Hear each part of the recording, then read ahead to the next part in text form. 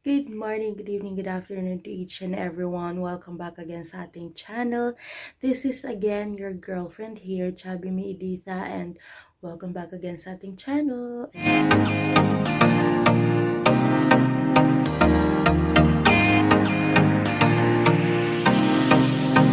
Ayan, so on today's video guys, hindi ko pa alam kung anong gagawin natin actually. Nag-intro lang ako just in case na may gagawin tayo today.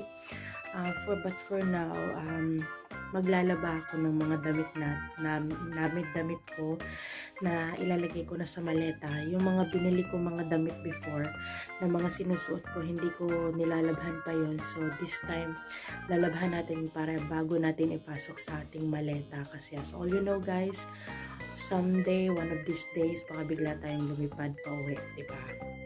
So yeah, nilalabhan ko na siya and para like mabango and fresh and walang bacteria and anything, you know. So lalabhan na natin siya and by tomorrow siguro tutupin na natin siya, or you know what I mean. So yeah, maglalaba lang ako, but habang naglalaba siya, syempre di ko naman siya babantayan. Mag-work tayo sa loob. Hindi ko alam kung anong gagawin ko talaga today.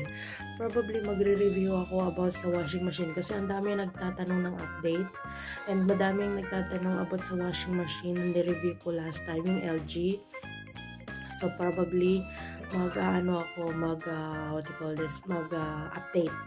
kung ano ang mga, sasagutin natin yung mga katanungan sa comment section ng last video natin ng review.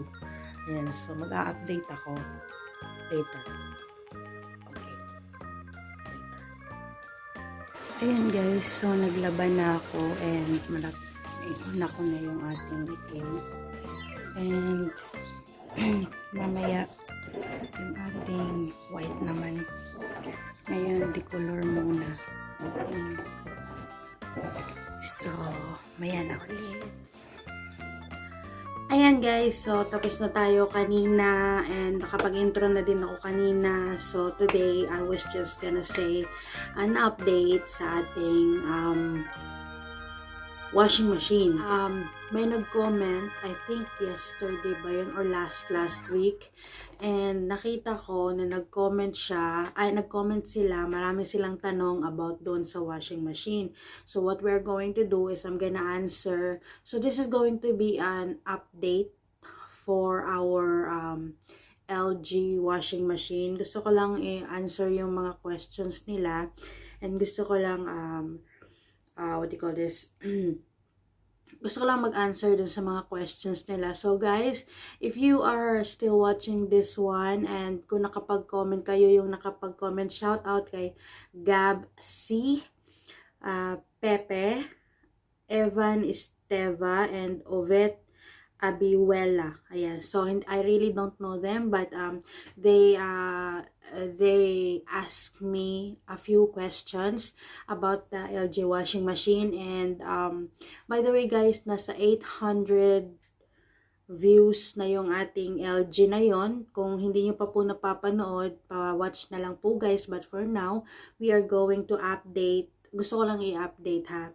Gusto ko lang din i-answer yung mga questions nila kasi very interesting yung mga questions nila, kaya binalikan ko and sasagutin ko.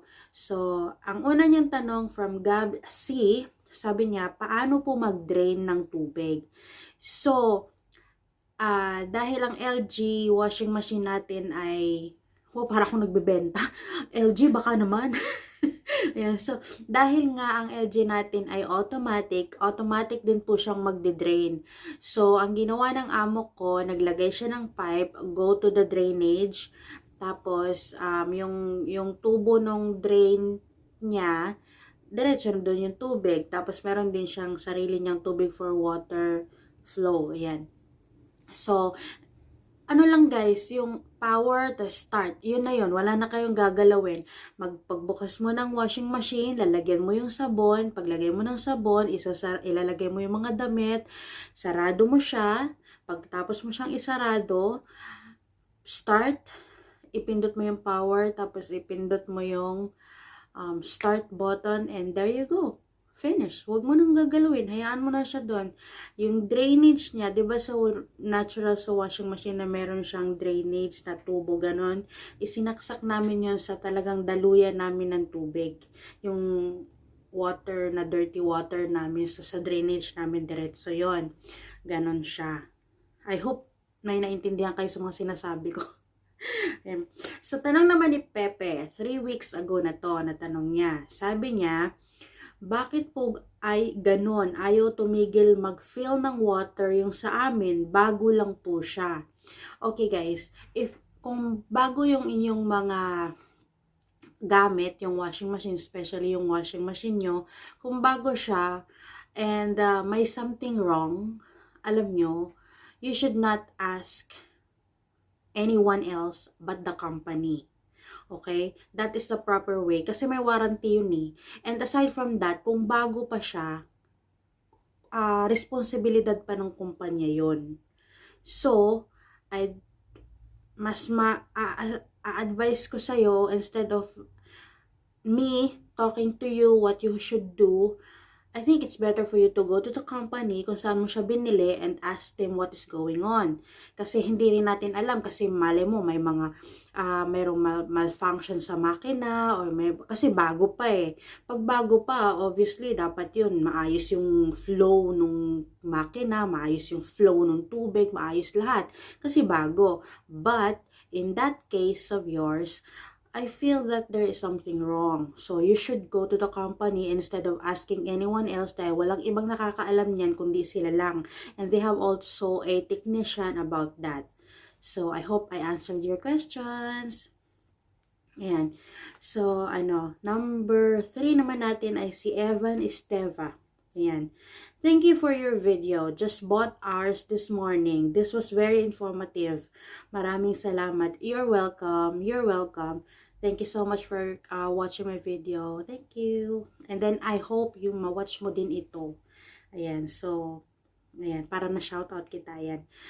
Punta naman tayo kay Ovet Abiwela. A month ago na to. Oh my God, ang tatagal na. Ang tagal na ng mga questions. So, ibig sabihin, ang tagal na nilang, sorry guys, ngayon ko lang talaga siya nabuksan. Anyways, let's go to the question. Sabi niya dito, kumot, comforter, nasubok mo na ba dyan? Okay. As you can see, this one, I've tried this one. Ang size nito is let's say, ang size nito, ang haba, ang lapad is 200 to 220 meters.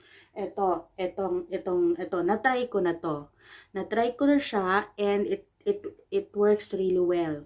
And then, pag nabasa yung kumot, basta not more than 7 kilos, okay. Okay? Pagbasa ito ha. Pero, pag more than 7 kilos, yung talagang, yung 8 makakaya pa eh. Yung 8 kilos eh. Pero pag more than that, yung talagang sobrang, maririnig mo yung makina, gumaganon. So, you should be very careful about that. And, ang comforter naman, sabi ko sa inyo, pagbasa, 7 kilos is okay. More than 7 kilos is not good for the... And aside from that guys, hindi ako naglalaban ng comforter sa washing machine na yan, kasi ang comforter, even 7 kilos siya, bulky. So, pag bulky siya, ang hirap umikot nung bilog sa ilalim. Maliit lang yung bilog sa ilalim na talagang yun talaga yung ang tawag doon, yun yung turbo niya, yung parang spinner niya para umikot-ikot ng ganon, 'di ba? So, mahihirapan yung gadget na yun doon sa ilalim na umikot kung lalagyan mo ng comforter. Alam mo kung bakit? Kasi yung comforter, pag nabasa, mabigat. Tapos bulky pa siya kasi yung laman noon is yung parang bulak na, 'di ba? So at saka yung tela nun didikit talaga siya sa, alam mo, mabigat talaga siya, in short. So ako, hindi ako naglalaban ng comforter doon. Dahil ayoko masira siya bago pa siya, and medyo hindi atin yung washing machine sa amo natin, no? Baka mapagbintangan tayo. Yan, so hindi ako naglalaba doon. And ang ginagawa ko lang is nagpapalaundry. Ipalaundry mo na lang, be. Oo, palaundry na lang. Usually naman, nagpapalaundry naman talaga yung mga ganong kalalaki. Kasi kahit na anong washing machine, not unless heavy duty yung washing machine mo. Yung talagang malaking pang comforter. Pwede. Or kaya yung comforter mo is thin lang. Alam mo yung manipis lang na comforter. Merong ganun eh. Pero kung sasabihin mo yung comforter na pang taglamig, yung talagang bulky, hindi siya kakayanin, be. Kasi talagang mabigat siya. Tsaka makawawa yung washing machine natin. Ma-overwork yung ating washing machine. So, ang next question naman natin ay coming from Norodin Yasin. A month ago din siya. Ang sabi niya dito, Ma'am, normal lang ba talaga na mabagal yung ikot niya sa wash? Hindi tulad sa manual? Yes po, normal po yan. Ganun lang yung ikot niya talaga. Like, 1, 2, 3, 4, ganun lang yung ikot niya. Normal po yan.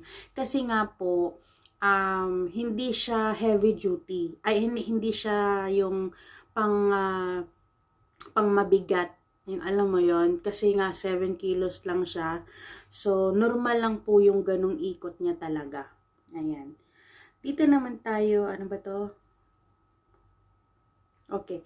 Meron naman dito si Flots Cirque 6 Zilla. Ayan. May LG washing machine din ako, kaso di ako satisfied sa quality ng labad dyan. Ariel liquid gamit ko. Pag na-spin na mga damit, ihang ko na sa arawan. Pag halimbawa nasuot na mga damit, konting pawis lang, umaamoy agad, amoy kulob. Okay.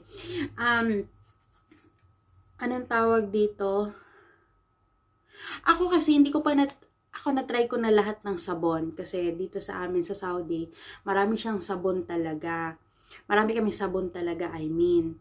Pero, hindi ko pa na-try na naging amoy kulob siya. Not unless, hindi siya,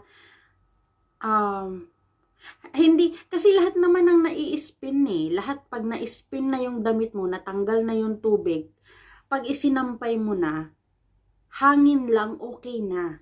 Oo, hindi na siya mahangangamoy. Not unless, talagang, pero ang masasuggest ko lang, kasi itong LG na to, ganitong klaseng washing machine kasi, medyo kasi siya, soft lang yung ikot niya. Alam mo yun? Ang kagandahan sa kanya, yung mga damit mong bago, hindi siya naluluma agad. Hindi siya nagkakahimol-mol, hindi siya, kasi nga sobrang bagal ng ikot niya. Pero meron namang hard spin. Meron namang yung sobrang bilis ng ikot niya. Meron naman din, kasi meron naman yung mga pinipindot-pindot na kung makikita nyo sa ating nakaraang video, meron doon mga pinipindot-pindot na pwede mong mabilis, pwedeng mabagal, pwedeng heavy, pwedeng hindi, pwedeng sobrang dumi, pwedeng konti lang yung dumi, meron nga dumaputik, mga ganun.